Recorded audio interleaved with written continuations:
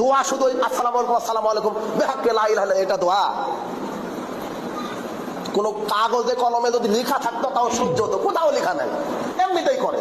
দোয়া মানে খাওয়া শুরুতে বিসমিল্লাহ, খাওয়া শেষে আলহামদুলিল্লাহ, জুতা পায়ে দেওয়ার সময় বিসমিল্লাহ, পোশাক গায়ে দেওয়ার সময় বিসমিল্লাহ, টয়লেটে ঢুকবেন দোয়া, টয়লেট থেকে বের হবেন দোয়া, ঘুমাতে যাবেন দোয়া, স্ত্রীর কাছে যাবেন দোয়া, গাড়িতে চড়বেন দোয়া, গাড়ি থেকে নামবেন দোয়া, বাড়ি থেকে বের হবেন দোয়া, বাড়িতে আসবেন দোয়া, বাপ মারা গেছে দোয়া, মরার পরে দোয়া।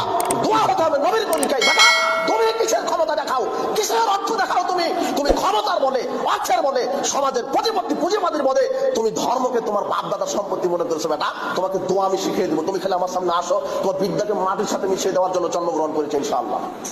তুমি দেখাও, তুমি যে বলছো যে দোয়া, তোমাকে আমি দোয়া শিখাবো, তুমি দোয়া বলতে কাকে বোঝাও? তোমার জাতি তোমাকে বিরত রেখেছে। তোমার মসজিদের ইমাম বলতে পারে না যে ফরজ সালাতের পরে সম্মিলিত মোনাজাত বেদাত, কেন জানেন? আর ইমামতি থাকবে না তাই।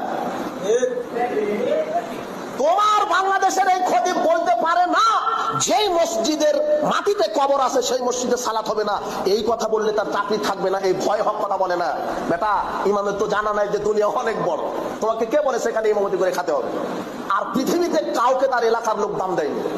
মুহাম্মদ সাল্লাল্লাহু আলাইহি সাল্লামকে মক্কাবাসী দাম দেয়নি, তাই তো মদিনায় যেতে হয়েছে।